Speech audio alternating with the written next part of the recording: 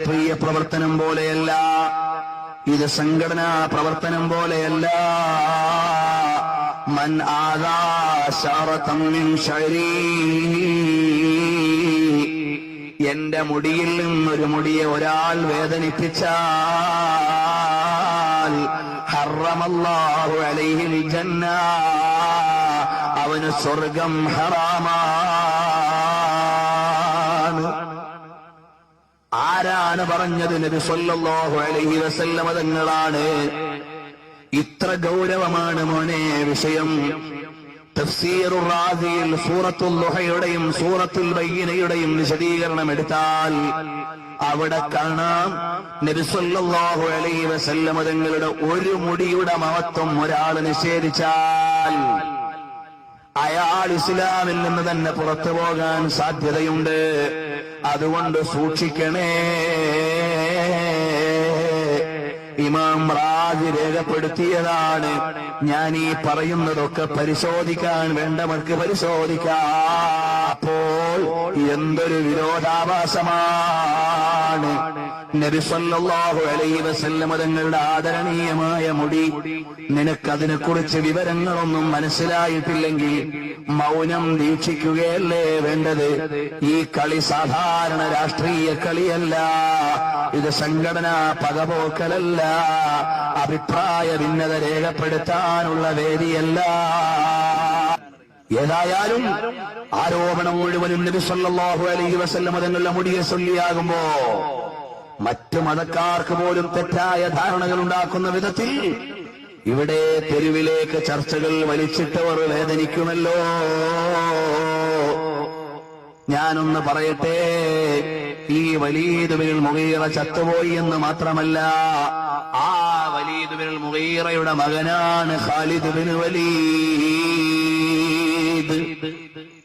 Khalid bin Waleed റളിയല്ലാഹു അൻഹു ആരാണ്? നബിതങ്ങളെ എതിർക്കാൻ ഇറങ്ങിയ ആളുടെ മകൻ നബിതങ്ങളുടെ പടയാളിയാണ്. അതാണ് അല്ലാഹു തആല കൊടുക്കുന്ന മറുപടി. ഈ ഖാലിദ് ബിൻ വലീദ് തങ്ങളാരാണ്? കള്ളപ്രവാചകനായ മുസൈലിമത്തുൽ കദ്ദാബിനെതിരെ സമരം നയിച്ച സേനാനായകനാണ്. മാത്രമല്ല, ആ യുദ്ധങ്ങളിൽ മുഴുവനും വിജയം വരിക്കാനുള്ള കാരണം നബി സല്ലല്ലാഹു അലൈഹി വസല്ലം തങ്ങളുടെ മുടി അതാ തലയിൽ തലപ്പാവിന്റെ തൊപ്പിയുടെ ഉള്ളിൽ വെച്ചിരുന്നത് കൊണ്ടാണ് യുദ്ധത്തിൽ മുഴുവനും വിജയം വരിച്ചതെന്ന് ഖാലിദ് ബിൻ വലീദ് റളിയല്ലാഹു അൻഹു പറഞ്ഞില്ലേ? അപ്പോൾ ഖാലിദ് ബിൻ വലീദ് റളിയല്ലാഹു അൻഹുവിനെ അല്ലാഹു സുബ്ഹാനഹു വ തആല വലീദ് ബിൻ മുഗീറയെ ഈ വിധത്തിലാണ് മറുപടി പറഞ്ഞതെങ്കിൽ, പ്രിയപ്പെട്ടവരെ, നബി സല്ലല്ലാഹു അലൈഹി വസല്ലം തങ്ങളുടെ മുടി കൊണ്ട് ബറക്കത്തെടുക്കൽ നബി തങ്ങൾ പഠിപ്പിച്ചത്, സ്വഹാബികൾ ചെയ്തത്, ഇമാമിയങ്ങൾ തുടർന്ന് വന്നത്, അത് ബഹുമാനത്തോടെ സൂക്ഷിക്കൽ മഹാന്മാര് ചെയ്തതാണ്. അത് തന്നെയാണ് നമ്മൾ തുടർന്നു വരുന്നത്. നിങ്ങൾ അതാ ഇന്റർനെറ്റിലൂടെ പല തെറ്റായ ചിത്രങ്ങളും പ്രചരിപ്പിക്കുന്നുണ്ട്. അതിന് മർക്കസ് ഉത്തരവാദിയല്ല, ഉസ്താദ് ഉത്തരവാദിയല്ല, ഞങ്ങൾ ഉത്തരവാദികളല്ല. നബി സല്ലല്ലാഹു അലൈഹി വസല്ലം തങ്ങളുടെ മുടിക്ക് എത്രമാത്രം ബഹുമാനമുണ്ടെന്നറിയോ? അതിലെ ചില മുടികൾ വളരുകയും അതിന് കവരമുണ്ടാവുകയും ചെയ്തിട്ടുണ്ട് എന്ന് ജവാഹിറുൽ ബിഹാറിൽ യൂസുഫ് നബഹാനി റഹിമഹുല്ലാഹ് രേഖപ്പെടുത്തിയിട്ടുണ്ട്.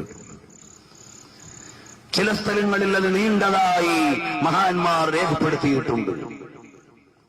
അതുപോലെ തന്നെ ബെയ്ത്ത് ചെല്ലുമ്പോൾ അത് ഇളകുന്നതായി മഹാന്മാർ പറഞ്ഞിട്ടുണ്ട്.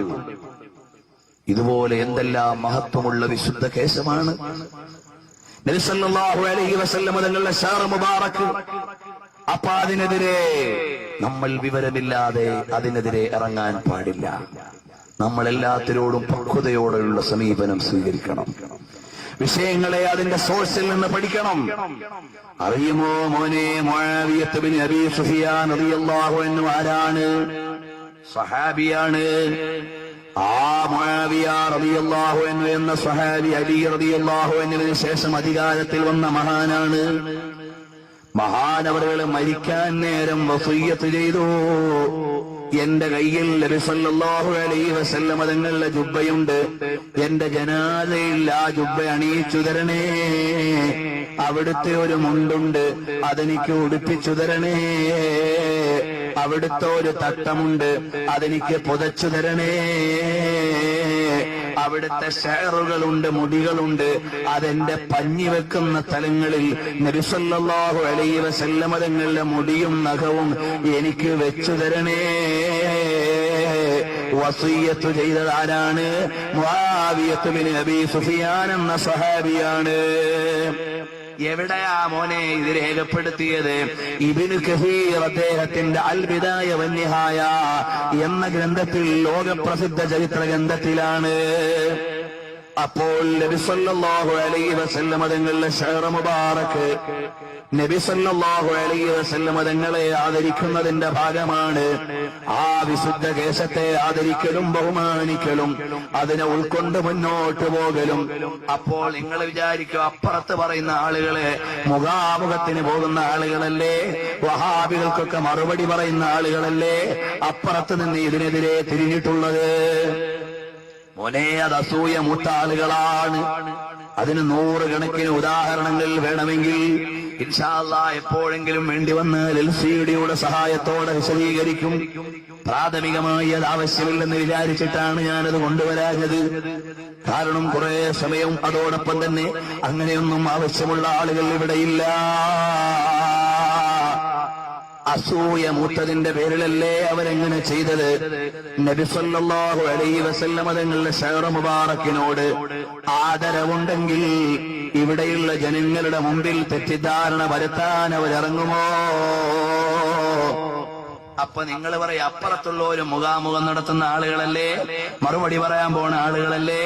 അങ്ങനെയൊക്കെയാണെങ്കിലും നബി സല്ലല്ലാഹു അലൈഹി വസല്ലം തങ്ങളുടെ മഹത്വം മറന്നുപോയാൽ